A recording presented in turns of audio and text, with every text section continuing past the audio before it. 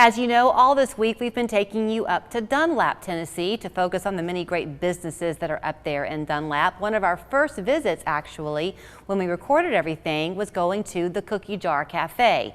Days after we talked with Sue Ann Lockhart on Wednesday, that Sunday is when, sadly, the restaurant caught fire. So we've been holding the interview with her because we weren't sure about what the plans were for the restaurant. But as you know, they now are going to reopen, and you can find out more about how you can help them in those efforts at thecookiejarcafe.com. But we thought we would go ahead and close out this week by letting you see this conversation that we had with Sue Ann and get you excited for the day when it comes that we can all go and have a nice piece of pie with her yet again.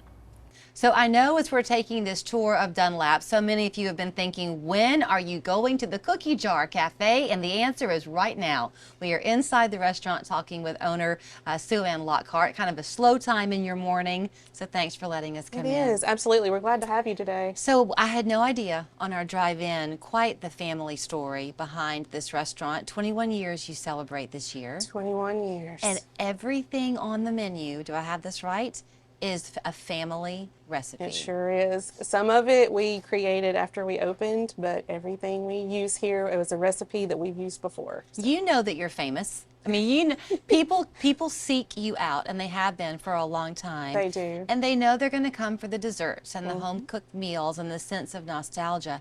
There's a lot of bravery here, Sue Ann. You and your sister stepped out on faith. We did. We have faith in the good Lord, and when He wants something to happen, He's absolutely going to make it happen. So we're out here on the middle of a dairy farm, and we have just been blessed year after year, so it's been great. So if I heard the story correctly, 21 years ago, you were a college student. I was, yes. My mom was teaching school, my middle sister was teaching school, and my oldest sister was working at a bank. My dad was ready to retire and sell everything off, but my sisters and I weren't quite ready to let it go yet.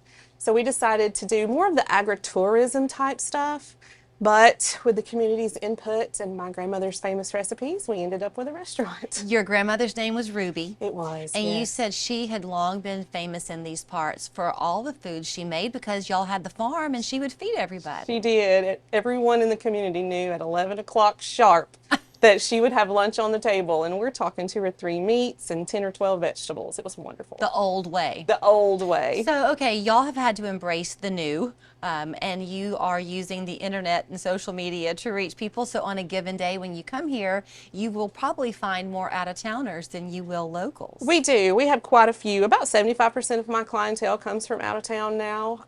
People make the drive from Nashville, Knoxville, Atlanta, all the time. So can I compliment you on something that I hope is a true compliment? Sure. When I came in, you have the cakes in the display, and the coconut cake caught my eye first. I think that a couple of ways down from that is a strawberry cake, maybe? Yes. And here's how you know it's homemade.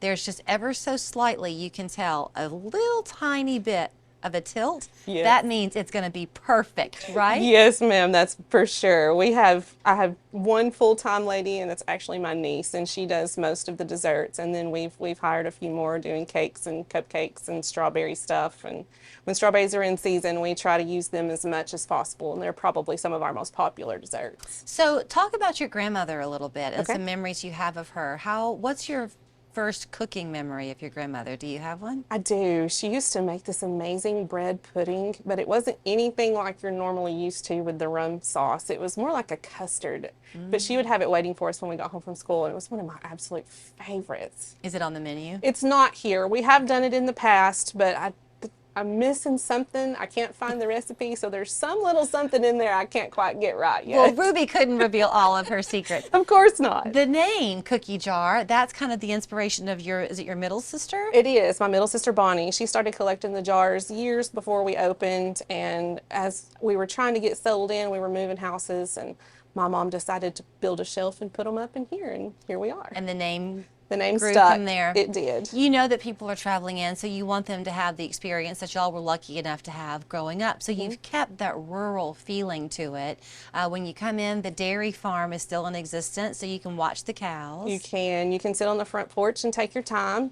If you come on the weekends, you're probably going to have to wait on a table.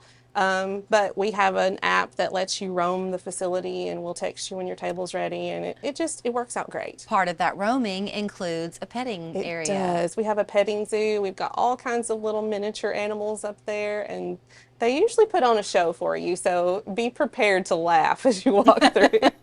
You do want people to come, obviously, for the desserts, and you can get a to-go box. But your food, the lunch and dinner food, is also that home cooking that you grew up with. Do you have a most popular item? Our most popular item is probably our grilled meatloaf, and we actually kind of came upon it by accident. My mama always made just regular meatloaf, and when we opened, we pride ourselves on having very little to no food waste. So we would save the meatloaf and then warm it up on the grill the next day, and our customers just went crazy. So we've kind of adapted it over the years, and it's now our #1 seller. Do you pinch yourself sometimes, you and your sisters, that y'all did this? Because I don't want to keep revealing too much about you, but you were expecting your first baby too, I was, right? yes ma'am, I did. I had my oldest daughter Savannah the weekend after we opened, and it's definitely been a ride. And if anything has ever went wrong or would go wrong, it has with us.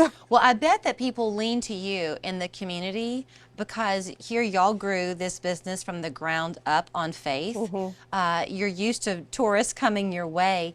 Dunlap is growing. Dunlap is growing. I couldn't be more proud of what our downtown is doing. And I know it kind of seems strange that I have such a hand in it, but I do. I go to the meetings and I attend everything down there because if they grow, I grow. It's wonderful. We have such a close-knit community, and it's been such a blessing to see it grow over especially the last 5 years. Well, she and I literally just met, and while they were setting the cameras up, we stood down there at that counter and began talking mom to mom. Yes. We may have to linger over a piece of cake and a cup of coffee now. It can be difficult at times, but my three they're wonderful. My two are too, but still in all, we bonded. So you can come and enjoy the deliciousness, the friendliness, the scenery, all of it. That is the famous Cookie Jar Cafe in Dunlap. They're open Tuesday through Saturday. Don't mind the wait. It will all be worth it. It will. Thank you. Thank you. I got hurt in a car wreck, and the insurance company wants me to settle for way less money than I deserve. Fight fire with fire and call the insiders. They got me $230,000 for my wreck. Now